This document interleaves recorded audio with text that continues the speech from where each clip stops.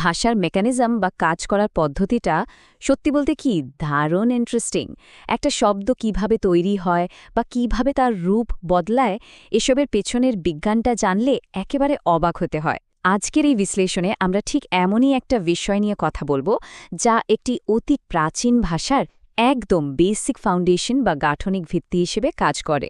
চলুন শুরু করা যাক। ৭,১১১। হ্যাঁ, ঠিকই শুনেছেন। পৃথিবীতে বর্তমানে ঠিক এই সংখ্যক ভাষাই আছে। এত ভাষার এই সুবিশাল সাগরে আরবি হল অন্যতম প্রাচীন এবং একই সাথে অবিশ্বাস্য রকম জনপ্রিয় একটি ভাষা। হাজার হাজার বছর ধরে এই ভাষাটি কিন্তু নিজের একদম অরিজিনাল স্বকীয়তা বজায় রেখেছে। এখন প্রশ্ন হল, এত বছর ধরে একটা ভাষা কিভাবে টিকে থাকে? আসলে যে কোনো ভাষাকে সময়ের আবর্তনে বিকৃতির হাত থেকে রক্ষা করতে ব্যাকরণ বা গ্রামার একটা শক্তিশালী ঢাল হিসাবে কাজ করে। আরবি ভাষার ক্ষেত্রেও এর কোনো ব্যতিক্রম নেই।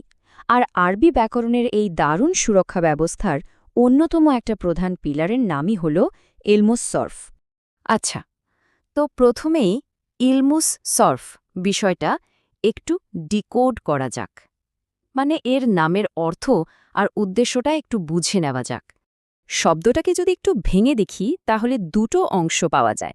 প্রথমটি হলো ইলম, যা মূলত উলুম শব্দের এক বচন। আবিধানিক অর্থে এর মানে হলো জানা, বোঝা বা অবগত হওয়া। আর অন্যদিকে সার্ফ শব্দটা কিন্তু বেশ ইন্টারেস্টিং।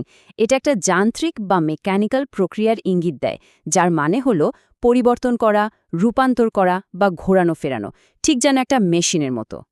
এই সরফ শব্দটা মূলত তিনটি মূল অক্ষর থেকে তৈরি হয়েছে: সোয়াদ, ফা এবং র।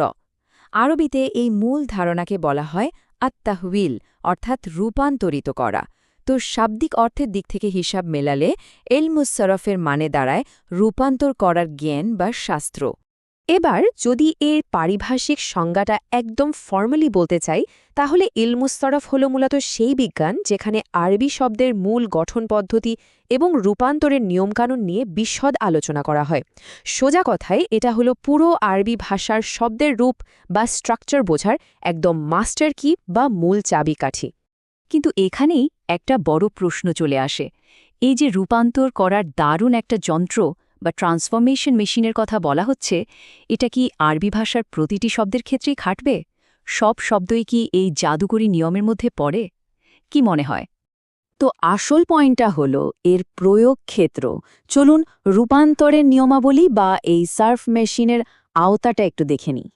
বিষয়টা একদম ক্লিয়ার করা দরকার যে এই সার্ফ মেশিনটা মূলত শুধুমাত্র দুটো নির্দিষ্ট ক্ষেত্রে শব্দের উপর কাজ করে। প্রথম ধাপে আছে আল আফালুল মোতাসাররিফা বা রূপান্তরশীল ফেলসমূহ, মানে যেসব ক্রিয়া বা ফেল সকল সিগায় বা ফর্মে রূপান্তরিত হতে পারে। আর দ্বিতীয় ধাপে আছে আল আসমাউল মোতামাক্কিনা, অর্থাৎ এরাব গ্রহণকারী ইসিমসমূহ। মানে হল যেসব বিশেষ্য বা ইসিম সব ধরনের ইরাব খুব সহজে গ্রহণ করতে পারে। ব্যাস এই দুটোই। এর বাইরে যা আছে সেগুলোর কি হবে?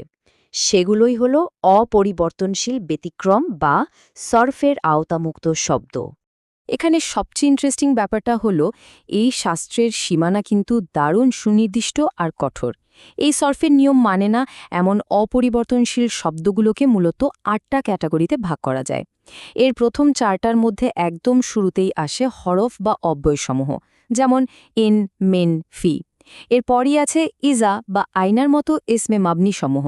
তৃতীয়ত আনা, আন্তার মতো সর্বনাম বা জমির। আর চতুর্থ ক্যাটাগরিতে আছে ইশারা বা নির্দেশক সর্বনাম, যেমন ধরুন হাজা কিংবা জালিকা। আর এই বিষয়টা দারুণভাবে ফুটে ওঠে পরবর্তী 4টা ব্যতিক্রমের ক্ষেত্রেও। এই তালিকায় আরও যুক্ত হয় ইসমে মাউসুল সমূহ, যেমন আল্লাভি। এর পাশাপাশি আছে ইসমে শর্ত, যেমন মান বা মা। এছাড়া কামের মতো আসমায়ে মুসাব্বাহ লিল হার্ফ এবং সর্বশেষ আসা বা নিম্মার মতো একদম অনর বা ফিক্সড ক্রিয়া, যাকে বলা হয় আল আফআলুল জামিদা। এই মোট 8টি ধরন ইলমুস সরফের রূপান্তর প্রক্রিয়া থেকে 100% মুক্ত। এগুলোতে সরফ মেশিনের কোনো কাজ নেই। আজকের এই বিশ্লেষণের একদম শেষে এসে একটা গভীর চিন্তার বিষয় দিয়ে শেষ করতে চাই। এই যে সুনির্দিষ্ট একটা কাঠামোগত সীমানা আর অপরিবর্তনশীল শব্দের তালিকা, একটু ভাবুন তো, এগুলো কিভাবে একটা প্রাচীন ভাষাকে শতাব্দীর পর শতাব্দী ধরে একদম জীবন্ত আর অবিকৃত রাখতে সাহায্য করেছে? ব্যাকরণের এই নিখুঁত সীমারেখাই কি আরবি ভাষার আসল সুপার পাওয়ার নয়? এই প্রশ্নটা ভাষা নিয়ে আরও একটু গভীরভাবে চিন্তা করার খোরাক হিসেবেই আপনাদের জন্য রেখে গেলাম।